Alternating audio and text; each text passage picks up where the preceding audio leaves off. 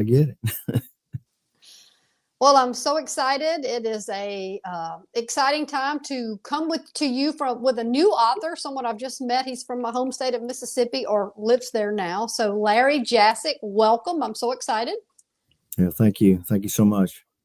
You have written a children's book, and you're going to write more children's book. And let's talk about uh, Lint Land and the land of mismatched socks. I was just watching something this morning about a psychologist, and they talked about that every adult is really an 8-year-old kid and just a big body. So kids' books are just as good for us adults most of the time, because how often do we feel like we're in Lint Land and we're a mismatched sock, right?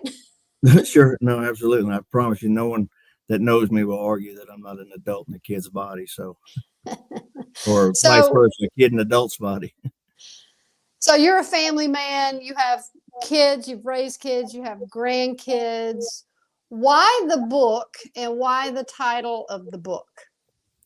Well, the book is a product of just being engaged with my grandchildren, specifically my granddaughter Harper, who's actually the star of the book. But I've written stories and things all my life, and that includes just things for my wife, things for other family members, just stories that incorporate things. And my granddaughter had asked, "Oh, one day, Poppy, would you write me a book?" And yeah, sure, I'll write you a book. And the idea came up. She was helping with the laundry, getting things out of the dryer. And I remember telling her, just hey, be careful. You'll fall in there and you'll go where all the rest of the lost socks and things go. And that became a whole, well, how's that happening? And where's that at? And so we just kind of put it together and wrote her a little story, which she absolutely loved. And here we are today. Well, and that place is called Lint Land. So, you talk about as a kid, we talked a little bit about this before we went live. Many of us struggled in school with different things, but you struggled with some energy and perhaps some ADHD. Kids struggle to read. So, how important is it to be able to reach them with the simple message of a book that engages them at their level? Oh, I mean, it's so important.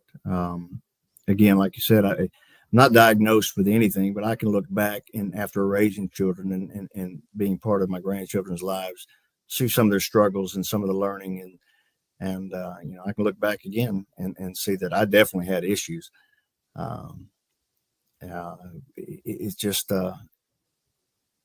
being able to put something in writing and some child to get engaged in it and help build their vocabulary and their confidence. I mean, it means so much to me to see how that works. And Yeah. I mean, And at the reading. end, right, reading is so important. Being able to, even by the time I got to an adult, I realized that I had a hard time stringing two sentences together Yeah. because Wow. I just didn't learn Yeah.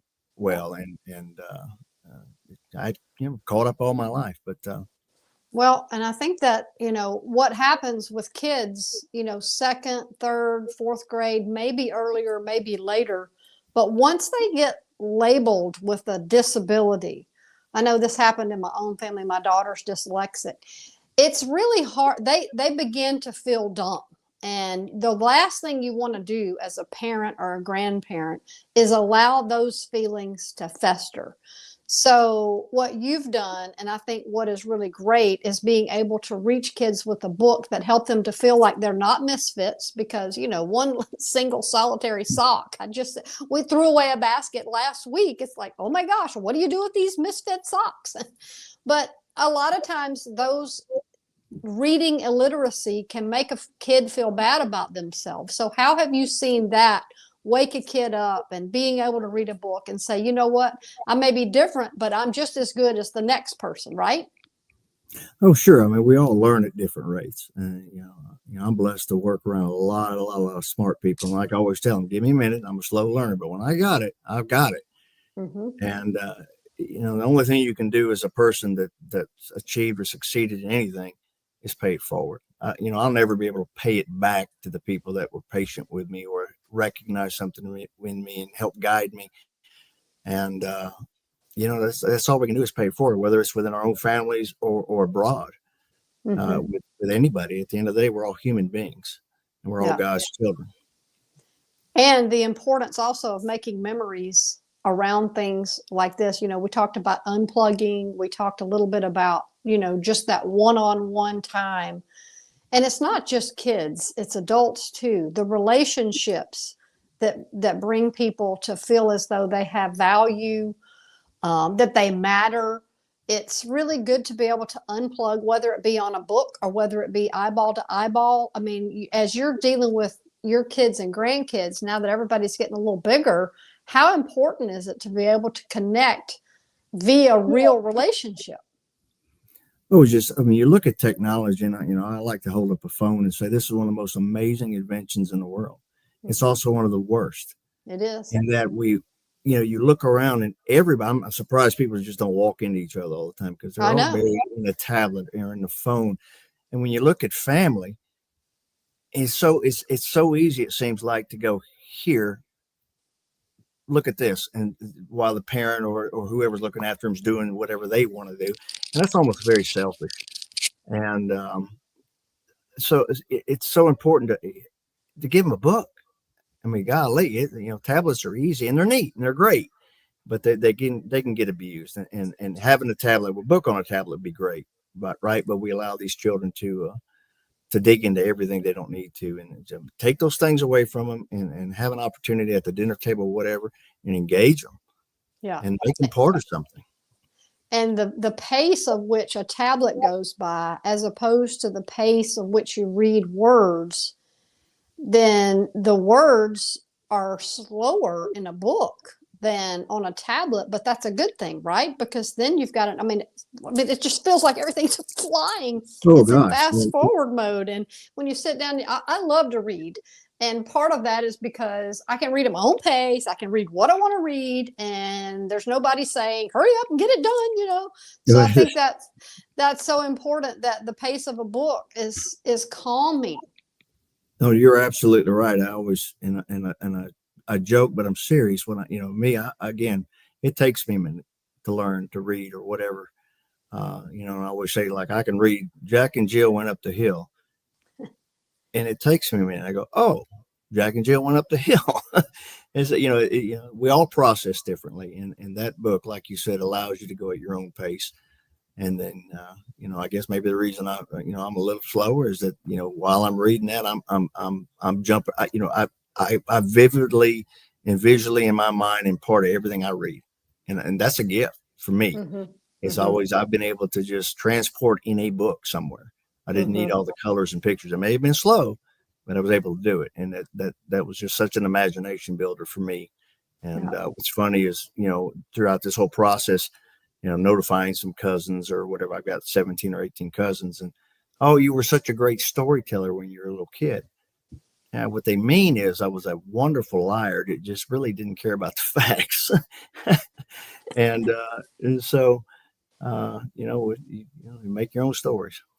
Well, speaking of, how important is imagination? I mean, we don't want to always have things in front of us that are telling us what to think. And you live on a farm and you have, time outdoors, and we have to train our imagination to be free and to go wild and to pursue things. So that's another level of why a book is a good thing, and unplugging is a good thing, because our imaginations are now being trained to not imagine. Right. I don't see how, you know, the world is what it is today because of imagination. Yeah, true. And, when you look at all these wonderful inventions and things that have made us a modern society, came from somebody's idea, somebody's imagination, or somebody is built on someone else's imagination. Hmm. And you've got it. You've got to foster that. And if it's imagination to get someone to write a book, great. Well, if it's somebody that, if it's an imagination that gets them to put together some Star Trek ideas that allow us to transport between here and there. Hmm. Beam me up, Scotty. Right. Well, and here we are. Right. So So So I think what you're doing is interesting because you've got a full-time job. You have taken something from your past and put it to work from something in your present, your grandkids, and you're utilizing a skill and some life experience to turn that into something really productive for other people. How important is that part of you? Because I know you don't have a lot of extra time. You've got a full-time job, you've got a wife, you've got kids, you've got grandkids, but yet you're cranking out books that help people tap into that part of them. How important is that part of you as a man to be able to produce things and make time for that? I mean, ultimately, it is important, and I didn't realize it until someone took an interest in it. And again, there you go. Somebody fostered something in me. I don't sleep. I don't sleep a lot anyway, so there's a lot of time there. But ultimately, it's look, it's a legacy. I mean, nobody wants to be forgotten, and and I've always said that one day I'll be gone. At my age, you start realizing there are fewer days ahead than there are behind. Mm-hmm. And when you move on, you want to be remembered for. I always tell people, I said, I just want to be remembered for, hey, that guy he put a smile on everyone's face, and he always left them laughing or in a good mood or something like that. You want to leave that positive behind. And Well, and that brings me up to another point is humor. People don't laugh anymore. People are so serious. It's like, oh my gosh, we got to loosen up a little. We got to have some fun. We got to, make time for a little humor. And your books have that. And so, how important is the humor aspect of it? Because we need those outlets. no, there's no doubt. I mean, humor is just is anyone that knows me will tell you I see humor. There's humor in absolutely everything. There is. And the first thing I do is I'm able to laugh at myself. Humor has always been more or less a coping mechanism for me because I've never been comfortable in groups or crowds or in an interview. and so, I look for the opportunity to make myself smile and hopefully bring somebody else a smile. And, sometimes it's maybe not at the right time, but it's definitely always well-intentioned. But I mean, humor is so important. You're so right. I mean, we got to loosen up as a society and a race of people and look at each other and go, we're all human beings. We're God's children. And he wants us to be happy first. He wants us to love one another. And that involves us sharing our gifts. Yeah, it really, really does. And I think that's what's inspiring about what you're doing is here you're just writing a book, a kid's book that you want to pass down and turn into a legacy. And someone says, hey, let me pass that on to my publisher, which happens to be my publisher. And next thing you know, that book is in print, it's ready to order, it's a top seller, it's a connection that someone made for you. And now it's opened up a whole future opportunity because now you've got plans to write other things. So I think it is a gift, but I think we have gifts. I think God does give us gifts, but we can't just sit home and twiddle our thumbs. We got to write the book. We got to get people to do the illustrations. We got to come up with the words. We got to do the work. Is that true? No, that's absolutely true. I mean, don't keep your lamp under a bushel, right?